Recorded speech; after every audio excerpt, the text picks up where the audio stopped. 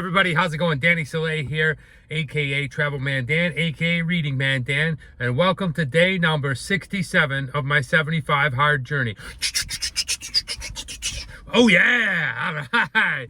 Just keeping it flowing, guys, keeping it flowing. Always trying to make the intro a little fun. Going ahead and making videos here on YouTube so that I can go ahead and look back on my journey, whether or not I make it or not. I can see if where I failed or what I would do differently. But more importantly, hopefully, I go ahead and inspire that one single person to go ahead and give this a try, or maybe take pieces of it and give it a try. But I am excited. I am pumped up. I am literally, let's see, say 67. Plus 3. No, I'm just kidding. I'm 8 days away, folks, and I cannot friggin' wait. I cannot wait. I tell you just a real quick thing, and we're gonna get into today's chapter. One thing I'm getting real tired of is the dieting in terms of what diet I went with. I went with the 1,500 calorie diet. I almost wish I would have stuck through that the whole 75 days. I'd probably be at even less than I weigh now, and I've lost close to 28 pounds, so. But the thing is, I'm on the carnivore diet. I wanted to be part of that discussion, and man, am I sick of that. It sucks. It sucks. You know, I mean, I'm almost already 20 some days onto it, and I'm craving fruits and vegetables. I've talked about it before, but I'm also craving, for the first time in a long time, is sweets. I'm one of those people that loves peanut butter and chocolate, so definitely looking forward to that. I am really looking forward to going ahead and having a beer. You know, I'm not going to stop drinking alcohol my whole life. I'm just going to slow down. So I'm looking forward to that. Literally, the day I finish the 75 days, the following day, I'll be in Costa Rica, which will be actually video number 75 because, you know, I'm a day ahead in the actual than the video, because I did the intro video the day before I started. So, yeah, really looking forward to some beer, some chocolates. Now, with that being said, I'm not going to let myself go completely wild. I'm going to keep some of these things. Like, I'll probably keep the water. I'll definitely keep the reading because I like to read. And I'll definitely hone in on some type of diet, but I'll allow cheat meals and things like that. So, really excited to go ahead and get started. Today, we're going back to the book, the 75 Hard book, The Tactical Guide to Winning the War with Yourself, written by the creator, Andy Frisella. I'm going to go ahead and make a playlist of all the different chapters that I've read throughout this video, I guess, daily vlog of my 75 hard journey. So that way, if you just want to listen to the book, that's there. But let's get into today's chapter. I got to find it. And this chapter today is, where are you? Okay, here we go. All right. So it is not a chapter, but it talks about, if you remember a few days ago, the 8 eras of 75 hard, and this is the first era, the deep excitement and disorientation. All right, here we go. If you travel back to the year 1892 and visited Ellis Island, New York, you'd see thousands and thousands of immigrants coming from faraway countries and arriving in America for the first time. True that. My grandparents, if you asked them how they felt now and they were in the United States, they would have used 2 words: excited and overwhelmed. They were thrilled to be in a brand new land of opportunity and abundance, but it was so new and different that it disoriented them. They loved it, but it took some time getting used to. Based on my experience and the experience of thousands of people who have already completed the 75 hard, that's how you're going to feel the first week or so. You're going to feel excited. The reality is, the vast majority of people on earth don't have the guts or the grit to start 75 hard. Of the men and the women who do, my unofficial estimate is that 99.3% of them will give up before they complete day 3. Wow, that's crazy. Why? Because 75 is hard. It's the hardest thing some people will do in their entire lives. And as you start out, I guarantee the magnitude of what you're attempting to do will hit you like a freight train. It will dawn on you that most people would never ever try to do this. You will realize that this program takes character, enormous effort, and an iron will to succeed. Love it. I feel like, you know what? I have some type of character, I have enormous effort, and, well, I definitely have an iron will to succeed. So, and you will recognize that your willingness to start already separates you from the average person. As a result, you will feel some pride.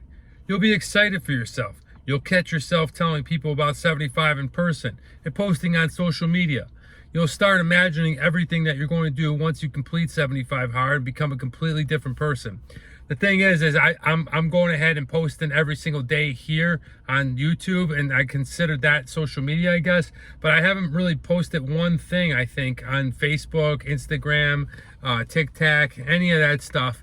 Just because, well, I feel like this is a journey that I have to do for myself to go ahead and inspire somebody else. So I feel like YouTube is a better platform for me. Plus, that's where Travel Man Dan lives. Hey, Tenacious Freak commented. Yeah, I'll give you right back just as I'm filming. I see your comment. Thanks, Freak. All right, here we go. What's going to stoke your excitement is that right in the first week, you're going to experience new things. You're going to discover things about yourself and about life that you'll never experience before. You'll feel like one of those immigrants in 1892 landing in New York Harbor and seeing the Statue of Liberty for the first time. You'll be in awe. You might even get emotional. First thing you'll discover is how an aching body can feel so good. You'll be sore. Fuck yes, you'll be sore. Yes, even when you're someone who already exercises regularly as part of their lifestyle, you will be sore. True that? Most people don't exercise every single day of the week, twice a day and once outside. After just 3 or 4 days in the program, you'll know you've been working at something big. That pain will be a source of pride, and you'll realize something else. The average person lives life like a zombie. They're walking dead. Dead people don't feel pain. The fact that you're aching will mean that you're crossing over into the land of the living. You are starting to come alive, and that you are now awake and aware of other critical realities. You'll begin to notice how many excuses you make. That is definitely one of the things I noticed. And I'm not really a big excuse maker, but I definitely noticed as I was doing this program, and even now, how many excuses that I personally make that I kind of just don't do anymore. I mean, you know, whether it's procrastination or excuse or, reasoning with yourself, whatever you may call it, the truth is each and every one of us probably do that more often than we think.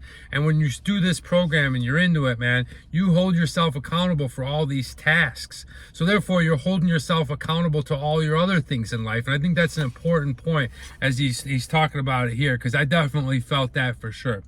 All right, whether you feel it or not, you'll feel like the inexperienced reporter who listens to his recorded broadcast for the first time and notices how many times he says and and feels stupid as shit. You know, I've been there, done that, right? All of a sudden, as you're reviewing a digital recording of the conversation going on in your head, you'll say, oh, there's an excuse, and oh, there's another one, and damn, there are 2 in a row, and so on. You'll notice how many other excuses people make.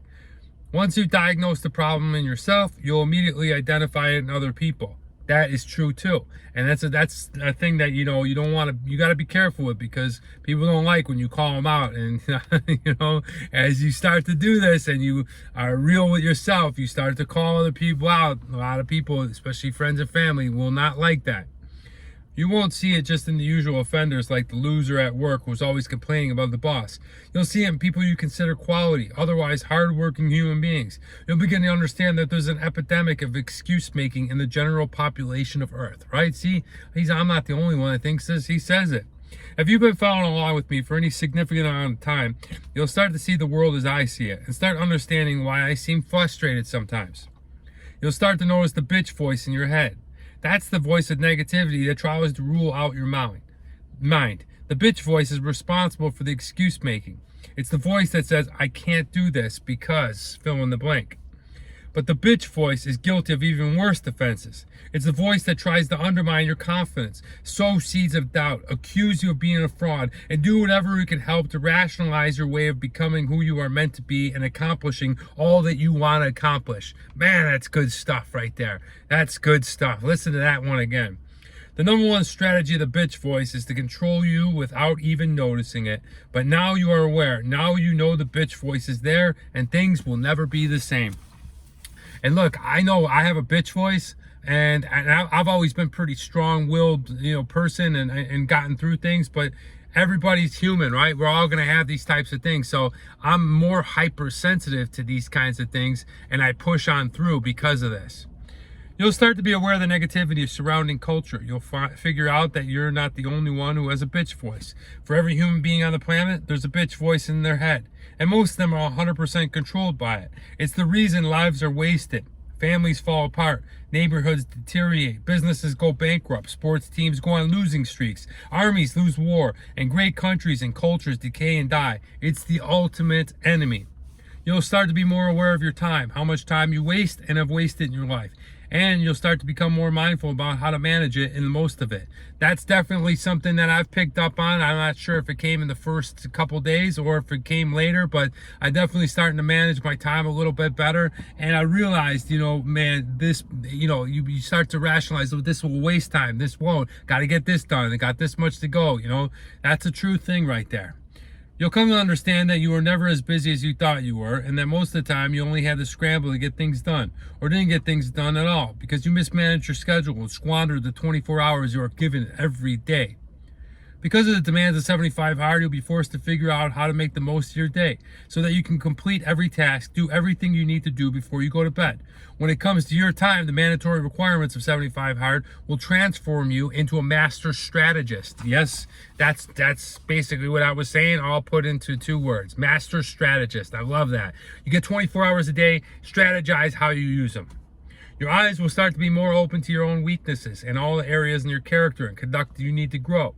Even though this will be humbling at first, you'll feel relief now because you need to know what you work on when previously ignorance kept you from seeing and ultimately improving. 100%, I think it's really important that we look back and we always try to, be an open judge with ourselves and be honest with ourselves so that we can improve, right? So we can move forward. Look, I'm not saying to beat yourself up and be rude and mean to yourself. I'm saying love yourself and with an honest, open heart, take a good look at where you can get improved. What can you do better as a person? Where can you get an area in your life and excel and up it? And without sounding like some young kid on TikTok, just talking about unbelievable, situations.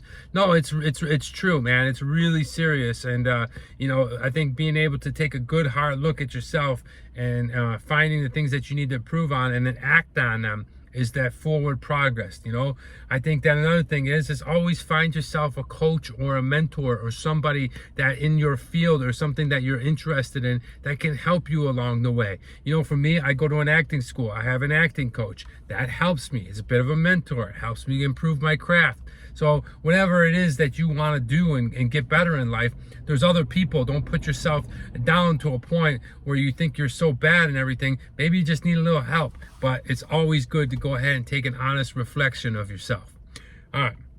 You'll realize how much you've been operating way before your capacity. Again, this will be humbling. And here's the reality. You may experience a certain level of disappointment in yourself. You'll be smacked in the face by reality that for much of your life you've been underachieving. So you'll have a sense of sadness, regret, loss. Don't allow yourself to wallow in this too long. Recognize the hard truth that you've been half-assed your life and get excited because it's about to change. You'll start to see how much potential you have and what you are really capable of. This is the positive side of realizing how much you have left in the tank up to this point. You'll steadily start to realize what you've been capable of all along, and it won't be long before you push past the humiliation of half-assery to the killer confidence and swag that are created by discipline, execution, and productivity. You'll realize that so much of who you want to be and what you want to accomplish is directly within your control. You will start to shed the passive, helpless, victim mentality that is so common in the average human being. Remember that, common in the average human being. And you'll start to understand that the external factors that you thought were beyond your control and kept you from happiness and success are really just your own excuses in disguise. You'll become fully aware that the ultimate factor of your happiness and success is you. And you will begin to understand that who you choose to become and what you choose to do is completely within your control. However, you also need to prepare yourself for a period of disorientation. When a baby is born in the world, it's a cool thing. But there's a reason it comes out of mom wailing and screaming. Everything is new. He doesn't know what the fuck is going on. Going back to the immigrant analogy I used at the beginning of this chapter, when you come to a new country, it's exciting, but it's also completely foreign. You have to adjust to a new language, new culture, a new way of living. 100% agree. I'm not sure Andy Frisella truly understands that. I don't know if he's ever really lived in another country. I've lived in 3 countries for a long time. You know, you have to adapt. You get yourself exactly what he's saying, acclimated to the language, the culture, the things. And I'm talking about when you travel and you live, it's 2 totally different things. Traveling's fun, it's usually taken care of, things are, you know, short, quick. When you live, you got to go into the new bank systems. You got to go ahead and go to the grocery stores. You got to go on the subways, the daily things. You might have to call local municipalities, these types of things, the cultures, things like this. I always say, if you really want to find out about a country and a good cultural thing, live there for a year, because the cycle of the year celebrates the holidays. And the holidays will bring in all the stuff with the families and stuff like that. So that's really, really important. And I think that's a neat analogy, but that's exactly what goes on when you move to a new country. Let's find out what else. All right, sometimes people are overwhelmed and get freaked out by it. Seen that happen, all right, especially in China. All right, that's what it means when we talk about culture shock. When you're going to experience a certain level of culture shock, and it will be so unlike what you've experienced in yourself in your life that you might find yourself disoriented and unnerved. That's when you're going to face the temptation to give up. A lot of people say that happens around day 8, okay? Your bitch voice is going to be screaming, hey, you were comfortable back in your old country. This is way too much. Let's go back. That's when you have to say, hell no. There's no going back. I'm at day 67, motherfuckers. There ain't no going back. All right. You have to be like the explorer Hernan Cortez. After he and his men landed in Mexico, he knew they were tired and discouraged and would be tempted to want to sail back home to Spain. So he ordered them to burn their own ships into ashes. Ooh, you get it? All right, he made it impossible for them to even think about giving up and retreating back to the comfort of the old country. And that's exactly what I'm talking about. And that's the kind of mindset I have, is you have to set your mind that I'm burning the ships, man. There is no going back. There's no retreat, all right? No surrender type stuff. They had no choice but to press on. That's the mentality you have to embrace. Burn the fucking ships. Zero option, zero compromise. Zero option, zero compromise. I didn't cheat one bit on any one of these days. Bottom line, in the first week or so, 75 hard, you're going to experience excitement and disorientation. You'll experience both of these things because you're starting something brand new. Endure the humiliation of really seeing yourself and your flaws for the first time. Then power through knowing you're about to blow open the door of your true potential. Here's what others had to say. It doesn't take you as many days into 75 hard before you realize the small, seemingly insignificant tasks that can derail progress and need to be giving laser focus. Matt Sajadak. 75 hard opened my eyes to the fact that instead of being my own best friend somewhere along my life, I became my worst enemy. And through this program, I'm slowly changing that. Jeanette Donofrio. One of the first things 75 hard teaches you is that you don't find time, you create it. Brandon Miller. That's a great quote, Brandon. All right, so that is it. Tomorrow we're going to talk about what happens between day 8 and 14. And yeah, man, there's so many good parts of this video. This is going to be one of my highlighted videos because this video really talks about all the good things that could happen. And you may think about, wow, that's being harsh and that's being hard. Well, maybe that's what you need. Maybe you need a quick, swift kick in the ass, right? To get yourself going. Because the average person is capable of enormous things, right? You just have to put it in motion. And that's exactly what this chapter talks about. I went through it. I felt disoriented. I felt discombobulated. I didn't know what was happening, but I strived forward. I said, you know what, Danny, we're burning these ships. There's zero compromise. We're going forward. We're not cheating. This is what we're doing. And let's see what happens. And that's not to puff me out. That's not to make me smell myself. That's my honest opinion, man. And that's why I wanted to do this. Like, I wanted to see what was on the other side of what people are talking about. Now, I'm not finished yet. I got eight more days. So I got definitely some room to slip up. I'll let you know how I fully feel. But great chapter. Really enjoyed this one. Guys, thank you so much for hopping on and watching this. I hope you were entertained. You found some value in this. I know one day I'm going to look back on it and enjoy, just watching myself talk myself through this thing and amazingly And mainly that I go ahead and inspire that one single person to complete the 75 hard challenge. So thank you so much for stopping by. That's today's video. We'll be back tomorrow.